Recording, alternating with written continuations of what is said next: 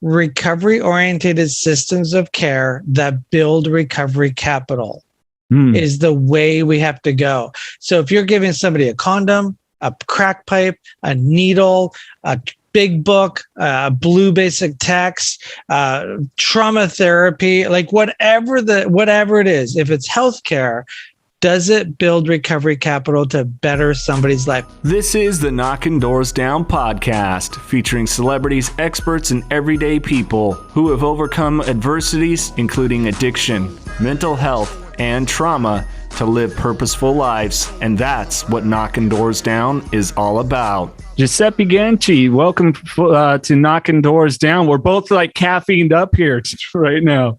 Caffeine and sugared. Well, I want to start here because you told me. I'll let you tell the listeners because I was fucking appalled. There's no other way to put this. Yeah, well, I'm in the Vancouver area, British Columbia, in Canada, and where I work and all that, part of my role is called community engagement. So I keep on tabs, with whatever addiction recovery conversations are going on in social media, and we can get more into why later on.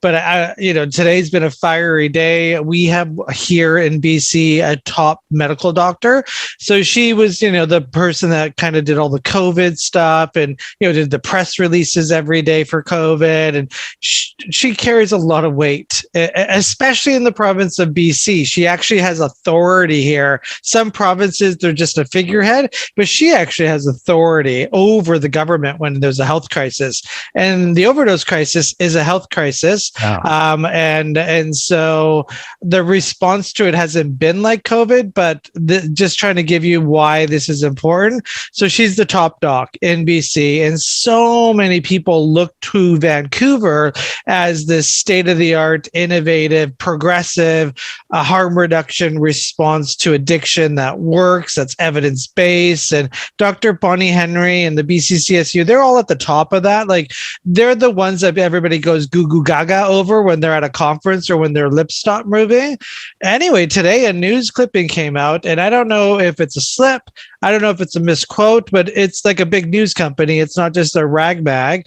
And she goes on by saying abstinence is an important treatment modality for people who have addictions, but not for opiate addiction. Opiate addiction is chronic relapsing. So she goes on to say that some doctors are encouraging patients to quit doing drugs. This shows a lack of understanding of the complex issues at work. So basically, she's saying, don't tell opiate addicts to stop using. They'll have to use for the rest of their life or be a patient of some form, safe supply, for the rest of their lives. That recovery, especially abstinence, does not work for opiate addicts.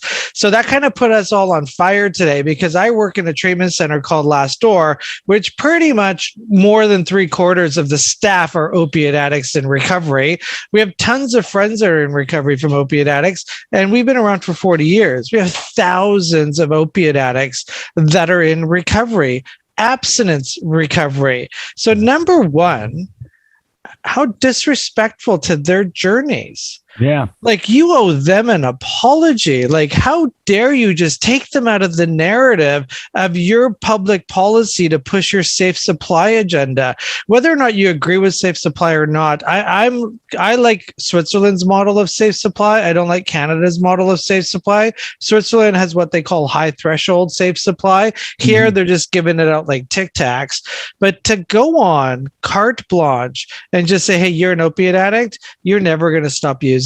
So you know what? You're just don't stop.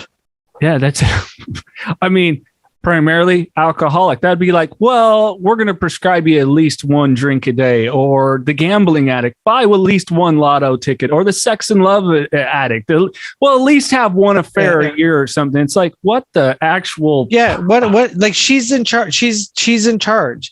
So like, if she would have been like, it's a chronic relapsing disease, and, some opiate addicts don't stop using, we need to put them on medication.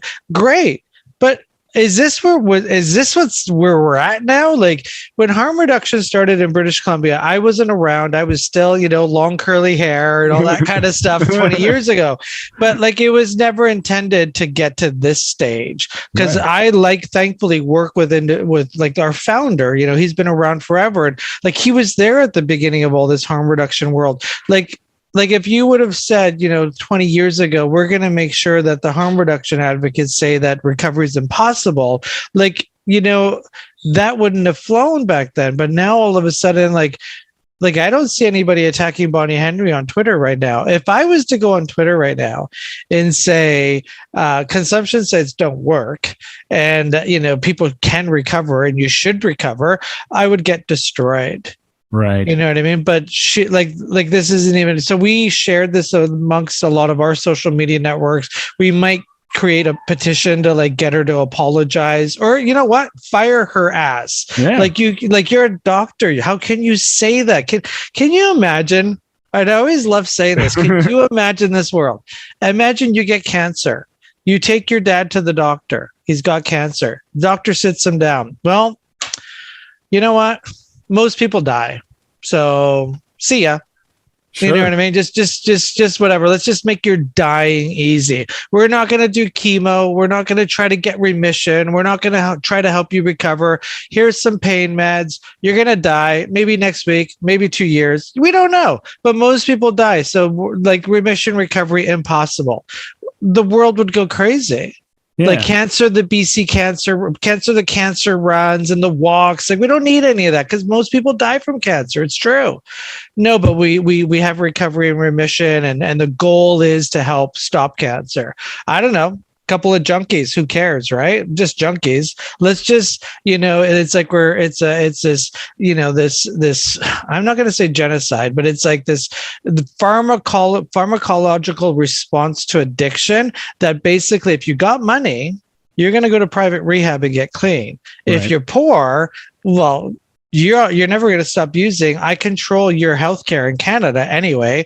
In Canada, if you don't have private insurance and you don't have money to go to treatment, you go to the funded system. And this is what Dr. Bonnie Henry says. So I'm so mad because we can recover.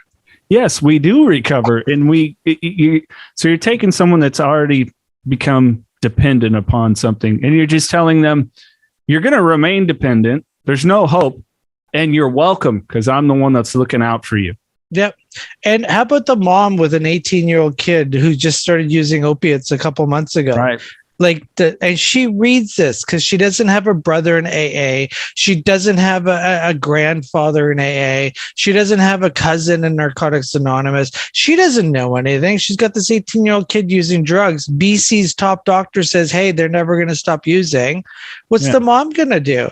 Recovery shouldn't be something you find by accident.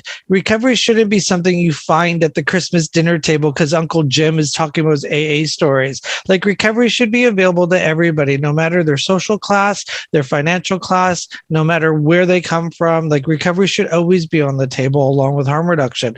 So like I got a message to Dr. Bonnie Henry, and if anybody knows Dr. Bonnie Henry, this picture behind me, this is Recovery Day BC pre-COVID 2019. It's taken a lot of energy to get to there. We'll get back to there now that COVID's over. That's Recovery Day Overcoming Addiction. It's a street festival. I'm the chairman of the board for Recovery Day. Dr. Bonnie Henry, that group is in recovery. So I invite you to come on stage on September 10th, 2022 in New Westminster. Go on that stage and tell all those people their story doesn't matter and tell all those people to go back on opiates. I dare you to. Like, that's how personal I took this comment today. And I hope people in recovery email her. Her email address is, let's take a look here, bonnie.henry@gov.bc.ca. Even if you're American, even if you're wherever you're from, like email this person and tell her you're wrong. And as a doctor, there's redemption. Like you need to talk to people in recovery from opiate addiction. So that's where I'm at with that point. It's absolutely ridiculous. I know that I've been taking a lot more in on harm reduction. Of course, I don't know about it there and what you're seeing. I mean, where we're at, just the fentanyl crisis is absolutely insane. Yeah, people are dying 4 or 5 a day in BC. Yeah. So I have a question, like, why does Europe not have a fentanyl crisis? Right. Why does Portugal not have a fentanyl crisis? Addiction's addiction. Yeah. Why does Switzerland not have a fentanyl crisis? Why does BC have like one of the worst fentanyl crises? San Francisco, Seattle, all these big cities. Yeah. Like it's really a conversation that needs to be had. Like a lot of misinformation has been given to North Americans about Europeans' harm reduction model. The truth is, a lot of people don't know this. You can't even smoke a joint in Portugal. Right. It's a country with decriminalization. You go to Lisbon, find somebody that's from Lisbon to walk down the street smoking a blunt on Main Street. See how well that goes. I've been there. And they're not going to. No. So it's go to Switzerland, high threshold. Like if you do heroin in Switzerland, literally you're considered a loser. Like it's not romanticized. It's not like, oh, trauma. It's not, oh, you've been given the hard end, and we understand. And it's none of that. So if you use drugs in Europe, and I've been there, I've got a movie in progress called Crisis. And from what I have been able to experience, if you do drugs, they're bad. They're not good for you. If you want to stop, we're going to help you. If you don't want to stop, you need to be responsible for your citizenship. Like, we're not going to let you just smoke crack on people's sidewalks in front of doorways. We're not going to let you shoot up wherever you want. We're not going to let you do social disorder. Like, you will be punished if you break the law. But if you use drugs, you won't be punished. We'll help you. That's what Portugal's done for over 20 years. It's called the Commission of Drug Dissuasion that nobody talks about. It's like they haven't been doing decrim for 20 years. They've been doing dissuasion for 20 years. Iceland, same thing. They invested in community. They had one of the worst alcohol consumption rates in the world. And what did they do? They didn't make using. They didn't have Bonnie Henry showing up saying, hey, you know what? You're never going to stop using, so let's just support your using. They invested money in community. They invested money in high schools. They call it Planet Youth. They put so much money into kids. So they had community. And now they have one of the lowest alcohol consumption rates. I think North America has become addicted to the quick fix. We want to fix this now. Here's your pill for your pain. Here's your pill for your anxiety. Here's your quick fix. Doesn't fix shit, but let's just pretend we could. And then we pat ourselves on the back. Like we run around, the drug ghettos with naloxone kits and army boots and call ourselves like frontline workers, like we're in an army, like some kind of noble thing. It's ridiculous. It's absolutely ridiculous, because prevention is the noble act. I want to stop you from becoming worse and worse and worse. And we lost that. There's no prevention going on in Canada or US. So that's our biggest issue right now, is like we wait until you're on fire to help you. And Europe didn't do that. They were really, people don't even know this. So we go to downtown east side of Vancouver, and they're just putting Band-Aids and Band-Aids and Band-Aids. I mean, you look at San Francisco, their districts, that they had just Band-Aids and Band-Aids. You know what Portugal did when they decriminalized drugs? I don't. They had a drug ghetto that was, 10 city blocks long, an open air drug market. At that time, the biggest open air drug market in the world. They took a bulldozer and they tore every building down, fenced it off, rebuilt buildings, public housing, all that kind of stuff. Yeah. And it's just like, no. Well, you and I know better than, and so many others know, you find purpose. You're not going to be seeking that stuff. It's so important to realize that, hey, yes, I'm insignificant, but I'm significant at the same time. And once you start finding that path of purpose, you don't want to do that shit anymore. I love Robert Downey Jr. This is one I hang my hat on. Giuseppe is sure, I'd love to have a drink, but I have plans for Christmas. Yeah, exactly. It's true. You rebuild your life, and something I had to do. I had to rebuild my life. I mean, before I got into recovery, I didn't talk to my family. I didn't talk to my mom. I'm a gay man from the West End. I had a life that was completely on the path towards an early death. If you would have told me what my life would have been like today, like back when I was brand new, I would have been like, I have 2 car seats in my car. I love Like, it. I mean, I'm Uncle G to two of the best 4-year-olds in the world.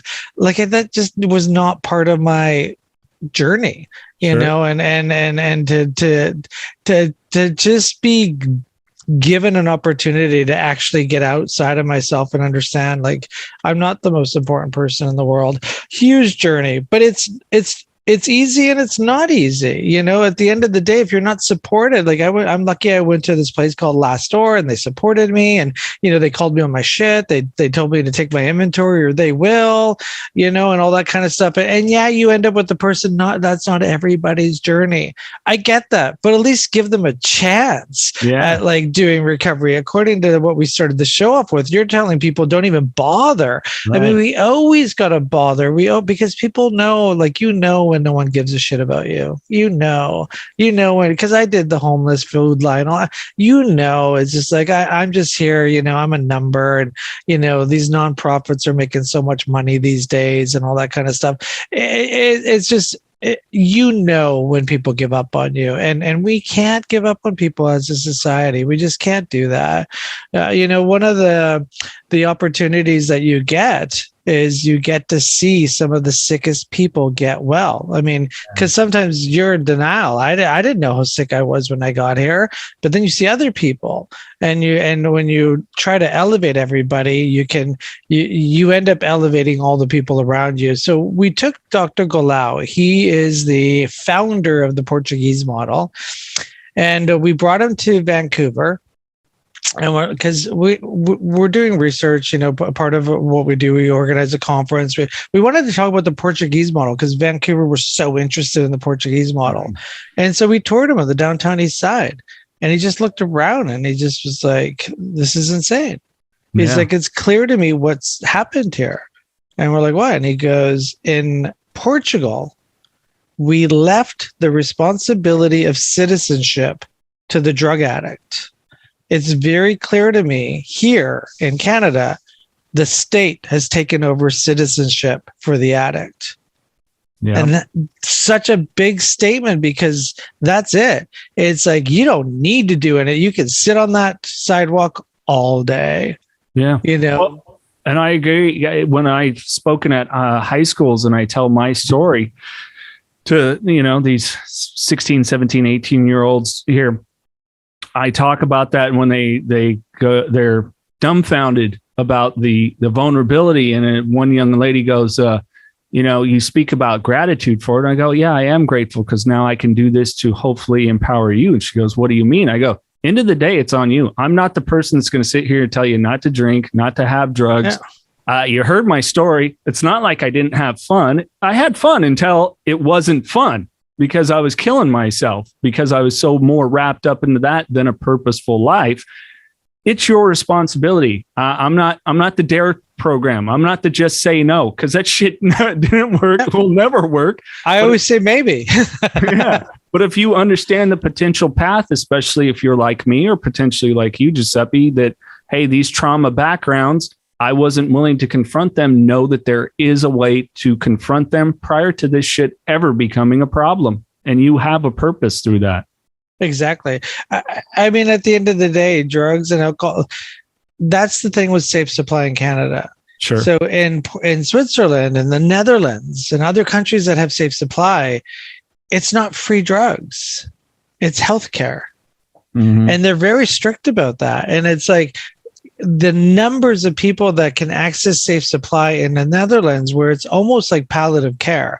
It's like you have to be literally at your end's end to get safe supply. Mm-hmm. In Vancouver, it's bending. I mean, they're giving safe supply to 19-year-olds.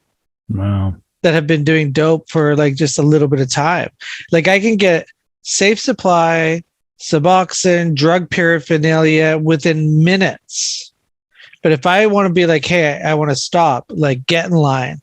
Get in line if you even want to consider going to rehab. Same thing within some parts of the USA. And that's this shift where we're like, wait a minute, like this is not what we were sold. We were sold the Swiss model and the Portuguese model of decrypt, but you're giving us these hybrid versions that aren't based on any evidence. They're just like some kind of ideology.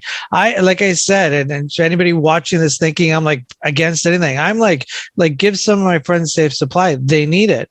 But when you're given unlimited amounts of safe supply drugs to 19-year-olds, and the idea for them to go to rehab is like 6-month wait lists, it's wrong. Like it's completely wrong. And you don't have anybody from the mountaintop screaming that.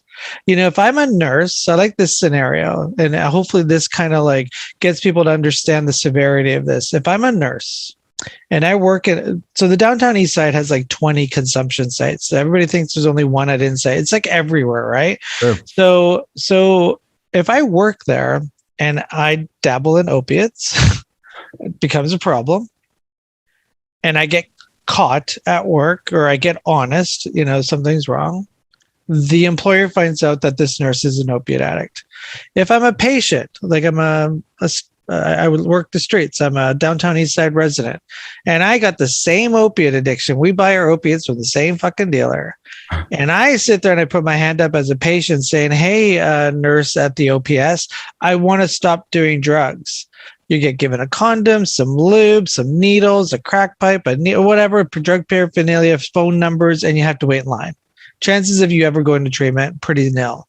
Yeah. But that nurse with the same addiction, the same despair in the morning that I got to do it again, and the same, withdrawals coming if she doesn't get her next fix, gets flown VIP to a treatment center to get abstinence-based recovery. Within a day. Like, and I know, because I work in the industry. And one day I was just like, because I have a friend who's a nurse who got sent to treatment, and I have friends who use. And I'm like, why? It's the same addiction. It's the same addiction. Why did they get the needles, the condoms, the lubes, the pipes, and why did they get flown to a private treatment center on taxpayers' dime, by the way? And so we're not talking about that, especially in Canada. We're not talking about that. I know the US is a bit different with insurance, but that's a huge issue. Yeah, it's a huge issue. It sucks here. And, if you have any subsidized government, or like, good luck finding a treatment center. You're screwed. You're pretty much screwed. And if you're say 15 to 18 and you already know it's a problem, extra good luck. Yeah, it's unfortunate. So for viewers and listeners, I don't know how this restreams, Al-Anon, Nar-Anon, Narcotics Anonymous, Alcoholics Anonymous, like they work. Just keep going. Just keep going.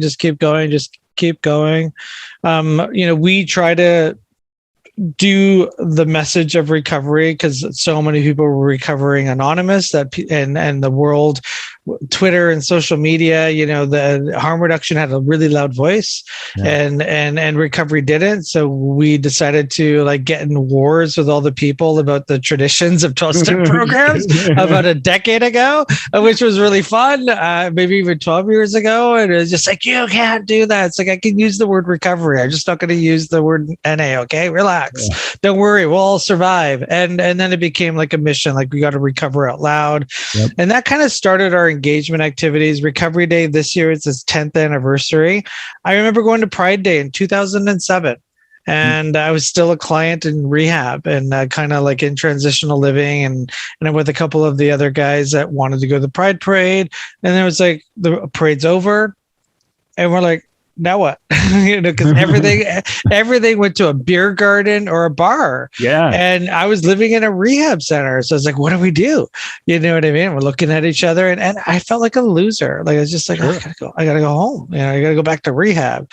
And I had fun at the parade, but thankfully, I've always been that like, what can we do to fix this? And so the year after, a friend of mine had a farm and I'm like, hey, can I borrow your truck? And he's like total like cowboy, not gay. And he's like, for what? I'm like, for the Pride Parade. He's like, fuck you. I'm like, come on, we have no money. Like none of us had money. And so we put in this rinkety dinky, like just, hay moving truck, in a pride parade, and we had no name, and it was 9 of us. Nobody wanted to like be part of it, and it was just a recovery float in the parade, and it was just so grassroots. It was great. Sure. And we had the time of our life. And then that kind of spurred into like, what can we do? Some people were curious, but a lot of people in the LGBT community were in the closet about being in recovery. They didn't people didn't want people because they still went to bars, and they didn't want people you didn't recover out loud, back then. Yeah. And so we decided to throw a dance outside of the fellowship, like Toronto here, big city here in Canada, they have an AA pride dance, but we didn't want to do that because we didn't want to do a fellowship dance. We wanted people to come, and we had all of 60 people come. Couldn't even give tickets away. And somebody showed up in a mask. I was just like, you're wearing a mask. It's like, I don't want people to know. I'm like, it was like being 16 going to Toronto Pride, and people like, oh, I don't want to go. People might see me. And I'm just like, the same narrative was going on with this recovery idea. Sure. for Pride. Pride as an agency didn't even participate. They're like, oh, we don't want, we're beer sales, right? And so now this is 3 years later, hopefully 3 years later, I'm like, hey, I hope people see the importance of this. Yeah. So many LGBT community members relapse during Pride because they're all in the bars. It's just the addiction in the gay community is so strong. But there's one element. I remember being 16, going to Pride. I never saw the word sober. I never saw the word recovery, nothing, right? Sure. So my dream was to have a banner in downtown Vancouver during Pride. And we came up with the name Clean, Sober, and Proud. You can go to the website, cleansoberandproud.com. And, years later, partnership with Vancouver Pride in the heart of the West End on Davie Street, this big space, big stage with Clean, Sober, Proud up on the stage. Everybody that went to Pride saw that banner, and I was just like, we've done it. You know what I mean? We've done it. And it's like, redefined Pride for a lot of people, made Pride accessible to a lot of people, took the idea that you have to get fucked up on Pride out. It's like, if you get fucked up, that's cool. I got fucked up for years at Pride. Right on. Do it. Keep doing it. Like this isn't like this is like, don't do that. It's just a space where that's not going to happen. Like the person next to you is not going to be on GHB triggering you, that kind of environment. And that's inclusivity. It's just like, now we're inclusive. Like now we've got a really cool space, because I don't want to go to a church basement on Pride. Like I want to be in the action is.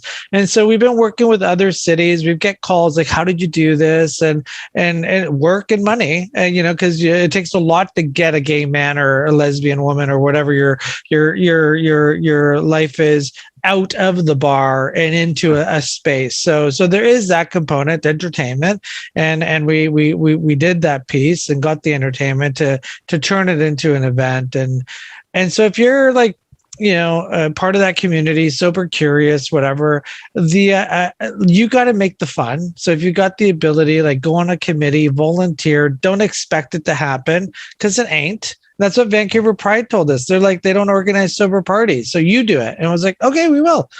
All right, we'll take it over.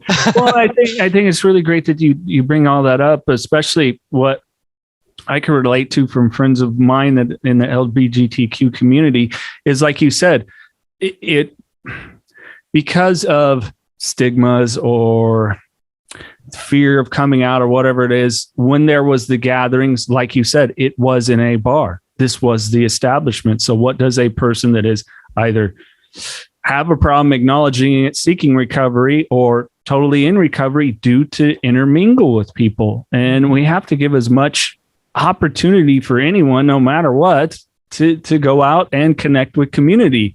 As you and I know, the opposite of addiction isn't sobriety, it's connectivity.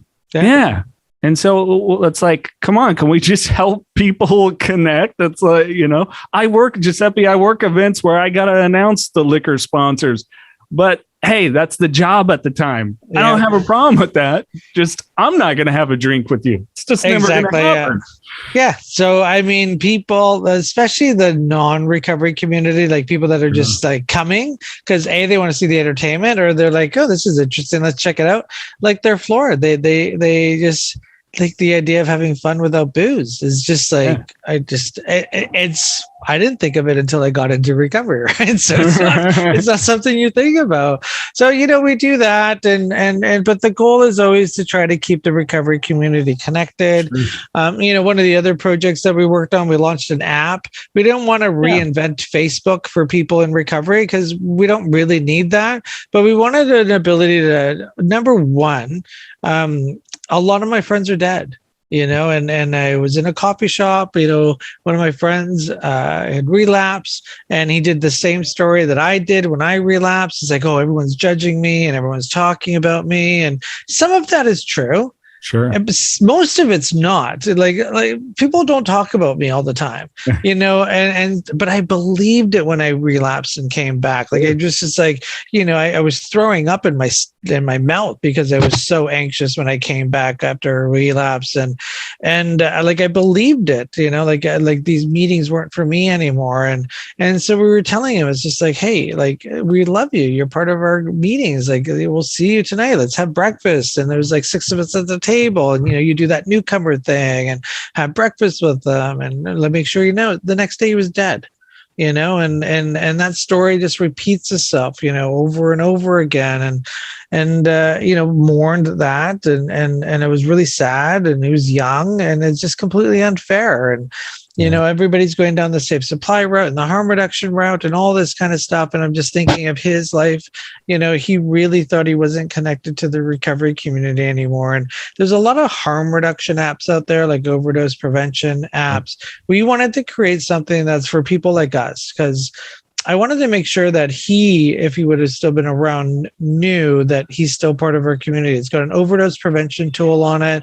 You can add digital spotters on the app. So if you do return to use, like, I would have been like, hey, Tristan, if you're going to use tonight, use the app. Like, I'll spot you digitally. And so this is what that is. It's an ability to be able to digital spot your friends if they're still using a sponsor, whatever, a family member, somebody living in your basement or in the bedroom next door. And if they use and go unconscious, you get an alert that, hey, they haven't shut their clock off. You should go down there and Narcan them or call an ambulance. You have their address because it pins where they're at. And then it's got the social media, streaming meetings, speaker tapes, all that other kind of stuff. But we wanted to build an app that I find the overdose prevention apps are just about overdose prevention. Right. I don't think some of my friends that have passed away would have gone to a consumption site ever. And I don't think it's stigma. I think it's just, they want to use at home. They have a home. Yeah. They have Netflix. They have a big couch. They like hookers coming in and out. Like, like serious stuff, right? Like they don't want to go to a consumption site. Like that's not what they do. And so many of us go into seclusion too. Yeah. Well, I don't want to go there. I want to use at home. Yeah. And so that's why I'm like, we need consumption sites, but they're not going to stop the overdose crisis. Yeah. Like, I never would have used it. Like, I liked using alone. And it just is. At Last Door Recovery Center, what you brought up Narcan, which is so important. A lot of people don't know about it. Hey, 2 spritzes up the nose. There you go for your opioid addict. How much is the education? Because I've been a part of an organization where I'm at, that's a huge part of what we're doing and educating people, because addiction is a stronghold. So, naloxone is free. Everybody gets, we have like naloxone kits, like boxes of them. Mm-hmm. But this is what we tell like these idiots, Dr. Bonnie Henry, that we started the show about. When a client is leaving treatment as an incomplete status, because they're leaving, most of them tell us to go fuck ourselves. Like they don't like, here, take the naloxone kit. Here's the harm reduction package. They don't even take it. They're like it's just, there's there's the chalkboard, boardroom table, whiteboard, research response to addiction. Sure. Where you got all these people coming up with all these amazing, things that whether it's a blackboard, a chalkboard, a whiteboard, a PowerPoint, a Zoom meeting, just some really great stuff. Like I've seen some of it, these packages, and they, all this great stuff. And then there's reality. Yeah. And the reality is go fuck yourself. I'm not going to die. Like the denial, like nobody talks about the denial piece of it. Everyone talks about stigma. We've talked about stigma. Everyone talks about stigma. It's denial. I mean, I don't care. We did a survey of 900 people in recovery. The number one reason why they didn't get help, refused help, or didn't recover was denial. Stigma wasn't even on the chart, and it was an option. So we presented that to Health Canada, all these. They don't care. It doesn't fit.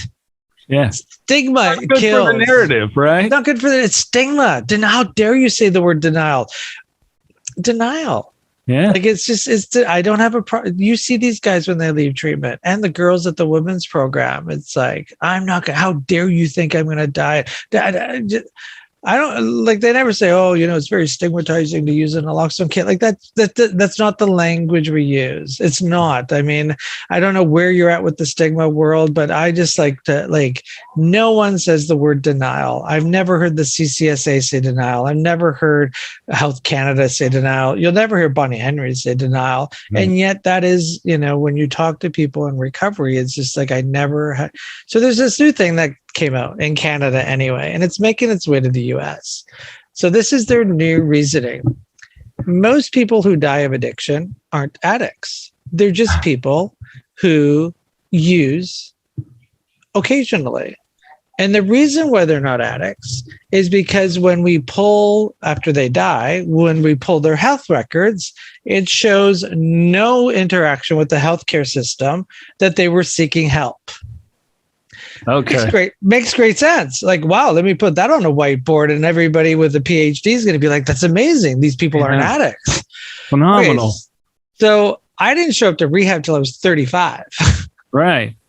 Yeah. I didn't really trust put an effort in until I was 36 years old. I was an addict when I was 18 years old. I was in a bar 7 days a week doing cocaine, ecstasy, and alcohol every day. The only reason I ever went to get help, and this is my coming out story, is I finally had successful, what do you call those? Addicts who can use functioning addicts. Sure. As is. I made it in life. I was smoking so much crack, and I was wearing a suit going to work, and I had a glass office, and I got caught smoking dope at my desk. And my boss, who I had no idea, was in AA sober. She broke her anonymity. There was an intervention, and life.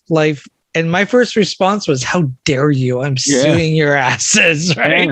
Yeah. Way to invade my privacy. Exactly. This is my office, right? I can just see you with the pookie just. Fuck. And so I brought that up as if I would have died that day, I would have been considered not an addict. And so we're basing so much policy on Twitter hashtags and Twitter rhetoric. And it's just like, most people that have died in Canada, I don't know about the US, that don't have a health record of asking for help, it's not because of stigma, it's because they never thought they had a fucking problem. Yeah. You're using fentanyl in a world where people are dying every day, and you're still using it, and you're going to call that person just a casual functioning user. Yeah. Like if I didn't have an addiction, I'd probably stop using fentanyl.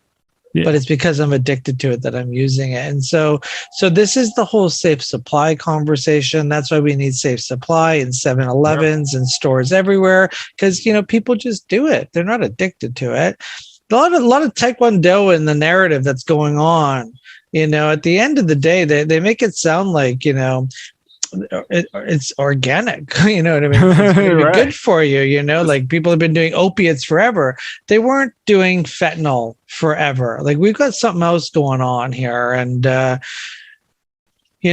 you end up in a day like today, this morning, where you have, health providers saying that recovery is impossible, and they're still showing up to work tomorrow.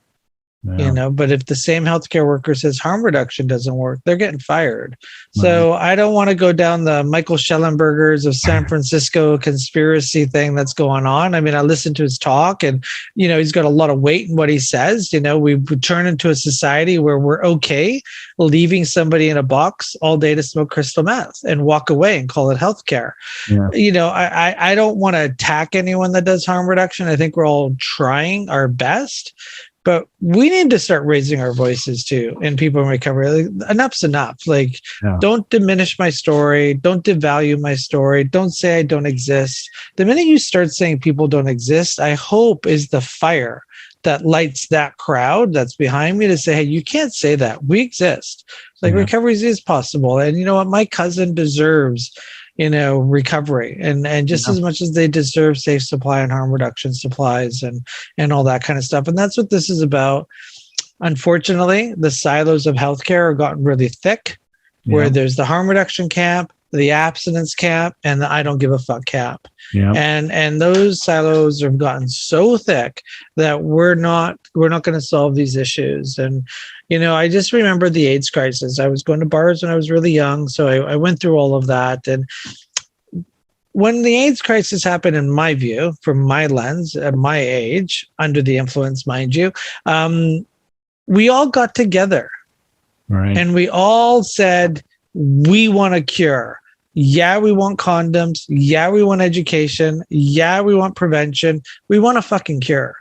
Yeah. That's what we all got together. We all had one message, and we didn't fight, but here we're you have your harm reduction rallies, you have your recovery day rallies, you have, there's naloxone training here.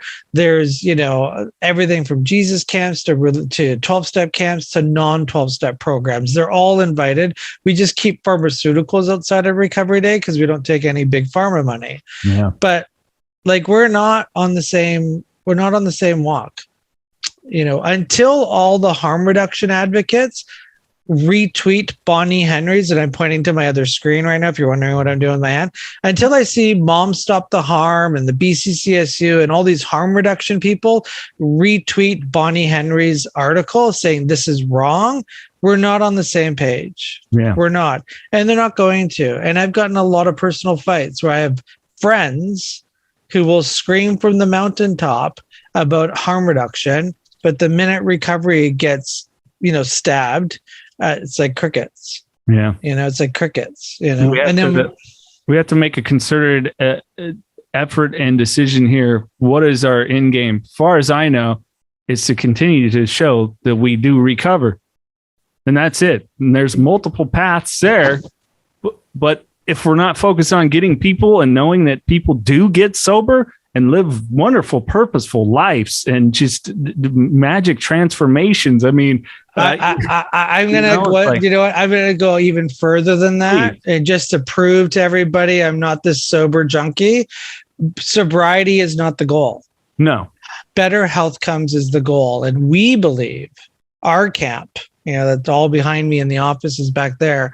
Recovery-oriented systems of care. Write this down, everybody.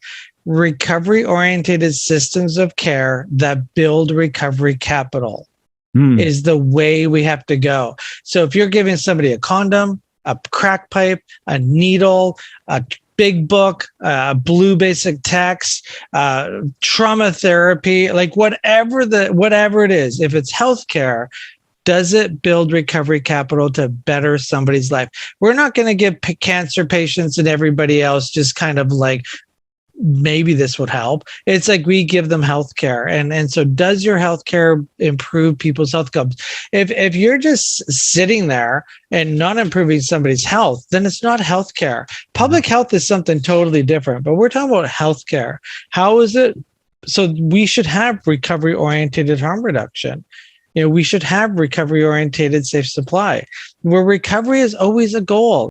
So people don't think I'm crazy, and I don't know how much longer we have. So here's Vancouver. Vancouver just did their city hall meetings to write a letter to create decrim in the city of Vancouver. Okay. Mm-hmm.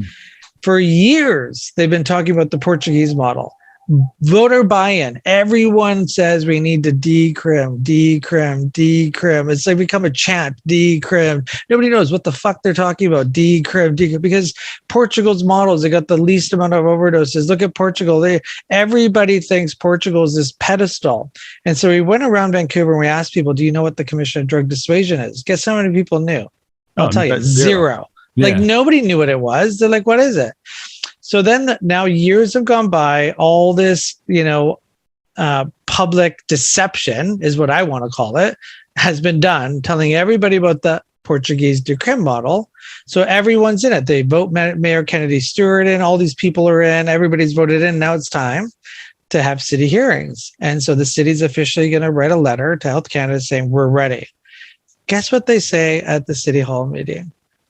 We want to implement Portugal's decrim model without, underline that nobody really thought was important, except for some of us, without any resemblance of the Commission of Drug Dissuasion, as penalties do not decrease, harms from drugs. Then how are you doing their model? Period. And it was done. Approved. Everyone signed. Nobody knew what the fuck was being talked about. And they're like, decrim. So Vancouver, everyone that voted for this guy thinks this guy's like amazing. Like, and the deception is so hidden that nobody even knows it happened. Yeah. And so now they're going to do decrim according to Portugal. It's evidence-based without any dissuasion, without any kind of resemblance to the dissuasion commission. And that's it. Like history's done. It's we're good. We did our jobs. We're great. Re-elect us. Thanks. Yeah. Same thing. You know what I mean? And that's the power, of social media, hashtags, years of, deception. Like that's what it was. Like you're not doing what's evidence-based. You're not. It's period. So nowhere have they given out safe supply like candy. I mean, like you just go to the vending machine, you just get it. You can get 30 pills and you just give it out to everybody, and then you buy your fentanyl an hour later, and you just do that. These people are just doing this diversion. It's so gross. Yeah. That's the only word I have for it. Like if you actually come down, call me, I'll take you. Stand in front of it's so sad. Yeah. That it's disheartening for sure.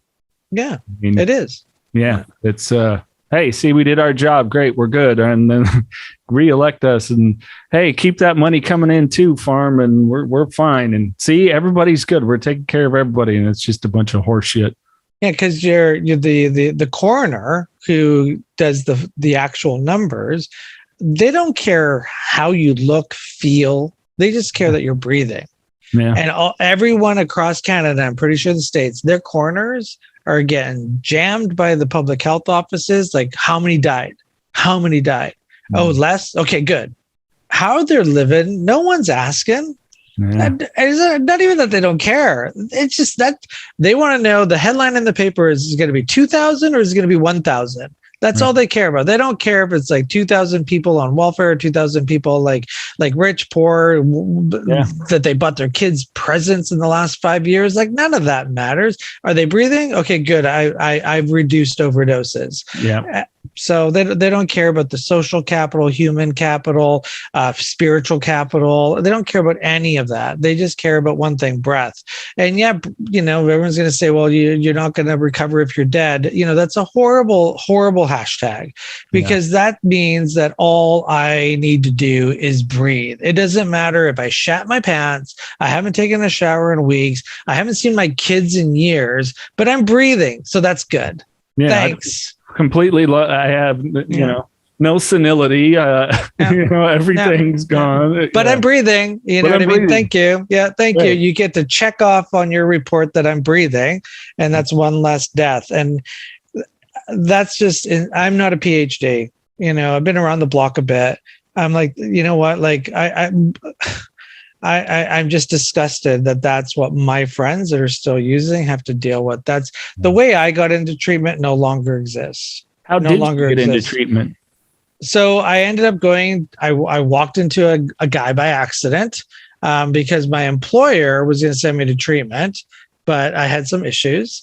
And next thing you know, I'm in an alley in the downtown east side, and a 12-step member, a member of NA who worked down there, saw me, chatted with me, and basically told me how to get into detox and how to get into treatment. And so I was able to get on a wait list. I went to detox, was there for a week and a half, maybe 2 weeks, did stabilization of that detox until the bed opened up at the treatment center I work at. The whole process took 4 weeks.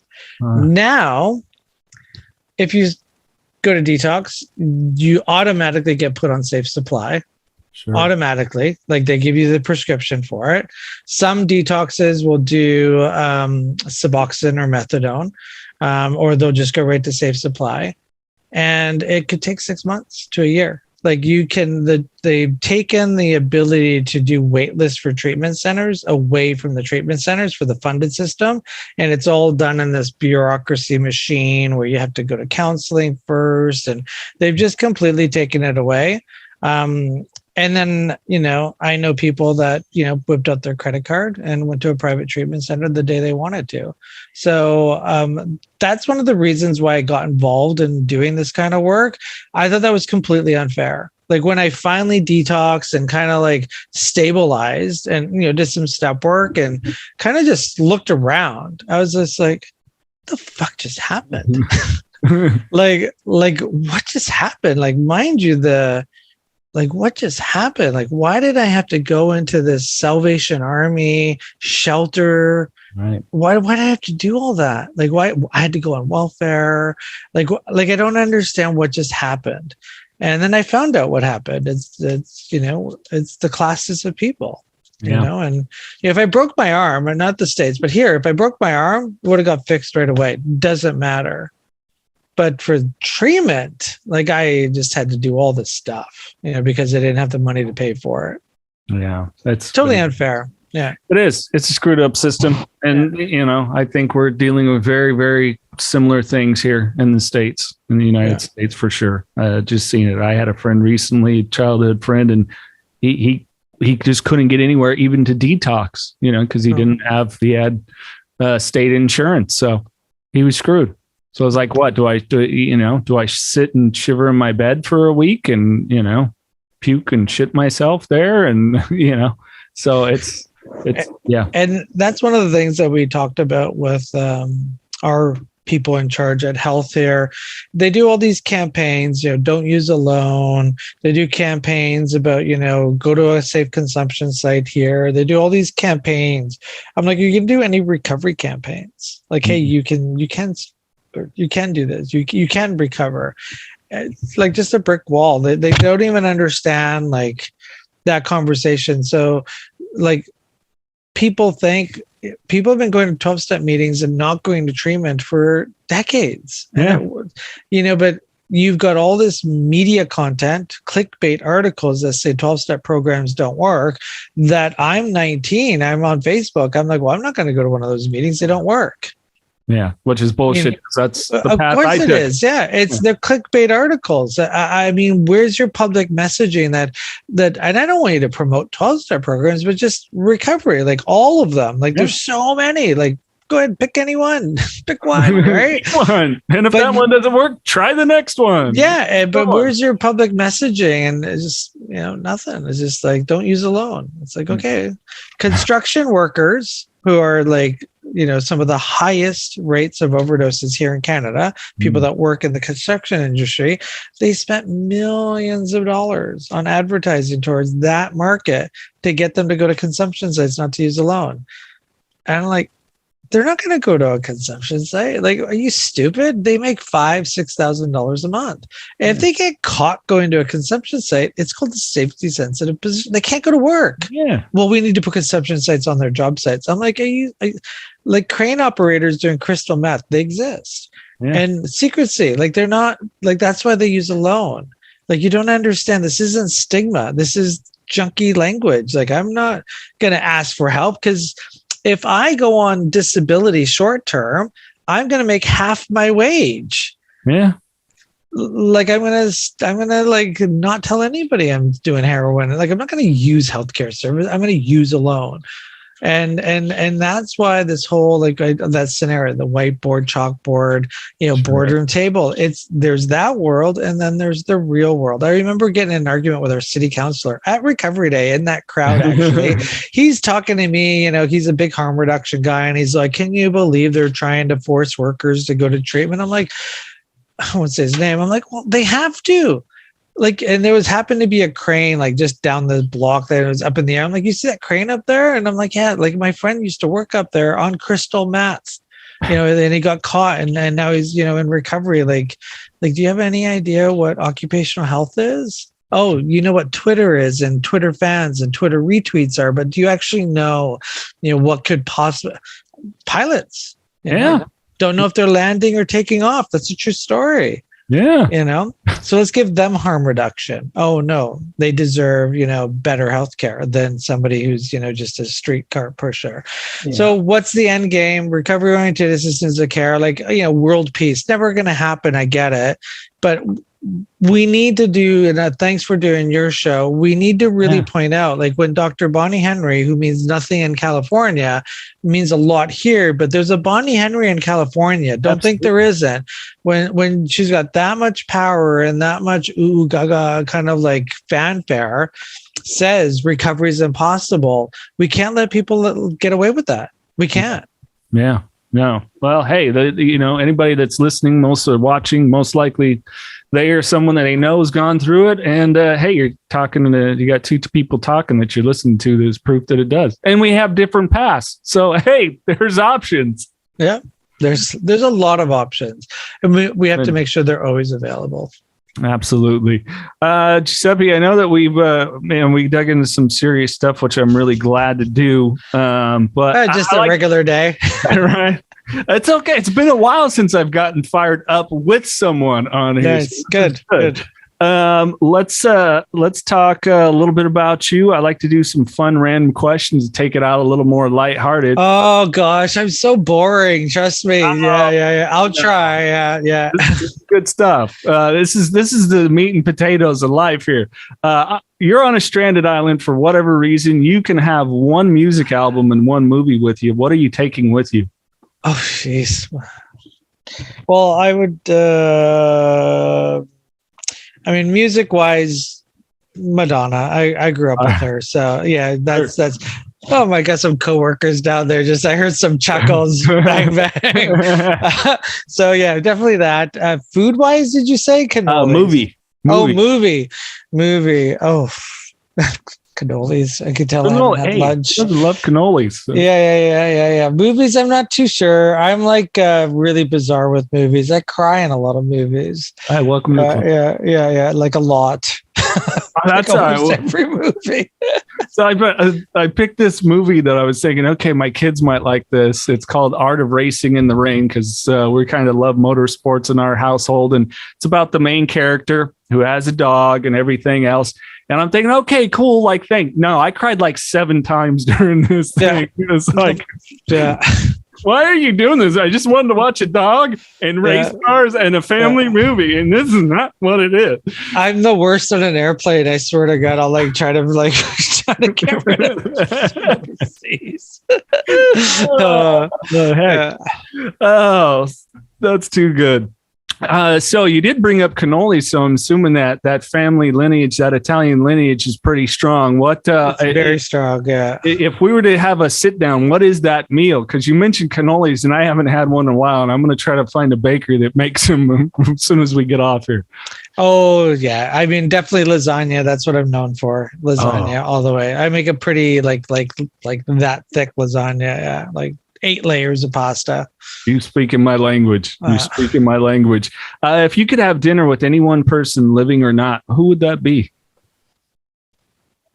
Well, I'd like to reconnect with my dad. He died a long time ago. So it was an unfortunate time. I'm sorry. Yeah.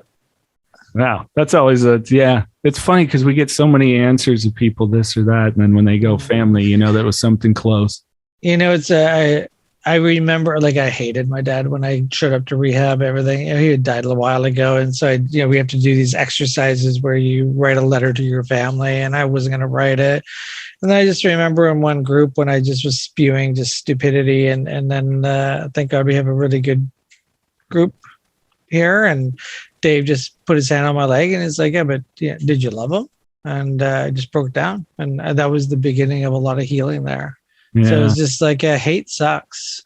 Yeah, it does. It does. For you, did you find in the undigging? I know for me, a lot of people, there's that argument about what is the gateway drug, and they used to tell it was pot. For me, it was trauma. Was that kind of a similar situation for you as an undigging, or did you just kind of come maybe with lifestyle and?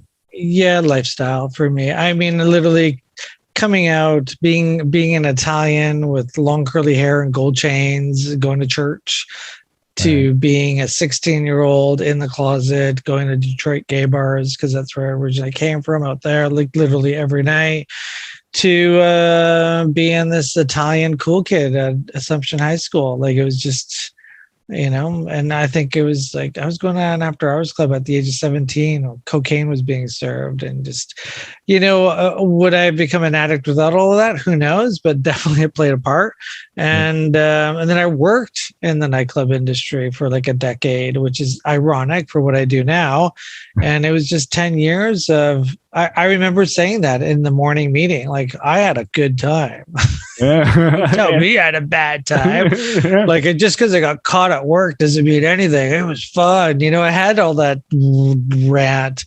But I mean, it's a blend of everything. You know what I mean? I thought I had a shitty life, a shitty childhood. And now I look back and it's like, my dad did the best he could. Like the best he could. And it took a while to get there. But then you're in a room sitting next to somebody in a black chair who's lived the life you wanted, and they're taking a white fob. And you have that moment where you're just like, it doesn't matter how we got here. It's what are we going to do about it? And I really learned that. Like, I've sat in rooms where it's like, you went to Barbados when you were a kid, you went to Disneyland when you were a kid, you had everything, you flew, and how'd you end up here? Because I didn't do any of that. That's why I ended up here. And you have those moments of realizations where it's just like, there's a lot of shit in the soup, but it's just, what are you going to do about it? And that's how I got into recovery. That's our model where I'm at. It's all about, what are you going to do about it? You know what I mean? Because we can talk and talk and talk and talk, but really, if you're not going to do anything about it, like, it's just talk. Mm-hmm. And so we really got into a place here where it's just like, no matter how bad, like, what are you going to do about it? It's just like, these are the things I'm going to do today, just today. And I don't know, I'm grateful for that. Yeah, no, me too. I finally, I don't know about you, when I first started hearing one day at a time, I'm like, what the fuck does that even mean? And now that I know, it's like, thank God, thank the whatever your higher power, whatever it is, just great. Mine was the taking the inventory piece. I honestly, as a grown man, had no idea what taking your inventory, none. And if I did, it was not a logical one. It was just like just a theory, maybe, I don't know. But sure. I remember, so upset, 60 days clean. And his name was Don Moran. He doesn't work here anymore, but he's still a friend. And he's a counselor. And he's like, well, what's your part? I was just like, fuck you talking about? I just told you the story. Like, this is what they did to me. It's like, no, what's your part? What's your inventory? I'm like, I was gonna punch him. I was just so like, inside out, furious, mad, and it's not like that. I mean, I can take my inventory like that and be cool with it. Yeah. So to get, everybody thinks recovery is about not doing drugs. Yeah. But recovery is about being that guy who like lost his mind when somebody said, what's your part? To being like, what's my inventory? Yeah. Like that process is the recovery piece. Stop using is in there. But if you don't got that piece, holy fuck. Yeah, you're screwed. I know for me, that was huge, because boundaries were my hugest issue. Because I wanted everyone to love me at whatever cost to my own self-esteem, self-worth, everything. So it was like boundaries, and now people having to deal with me that used to deal with me, now that it's boundaries, are like, dude, what it's like, no, just like, it's, guess what? My answer is no, period. Yeah, That's it. period. Sorry. I don't know what to tell you. Well, Giuseppe, I could talk to you forever, but I like to ask you to leave us kind of with some final words of encouragement, if you could. Don't recover and disappear. Like, recover and stick around. Like, really, we need you. Like, the new people, like people that are still out there suffering from addiction need role models and need mentors more than ever. It's a different system now from if you're like 10 years clean, 20 years clean, like find, a way that you can get involved as a role model, as a sponsor, do service at NA or A or whatever your fellowship is, find out if there's a recovery day near you or close to you. Like, we need to mobilize ourselves and remind people that recovery is possible, and stick up for recovery. There's an army of people that aren't sticking up for recovery. They're sticking up for drug use, which is fine. But we also need to remind people there are options. And by doing some kind of recovery movement, some kind of recovery capital movement, get involved and, be there for when people were there for you. Like, when I got clean, there was a ton of people around making me, not, crazy, stopping the loophole of conversations going on in my mind. And hopefully you can be that for the other new people that are coming around the corner. So, a friend of mine, Gail, says it all the time, just stay and just, hang out. And even if it's just a little bit, just if we all did a little bit, I can just imagine what we could do.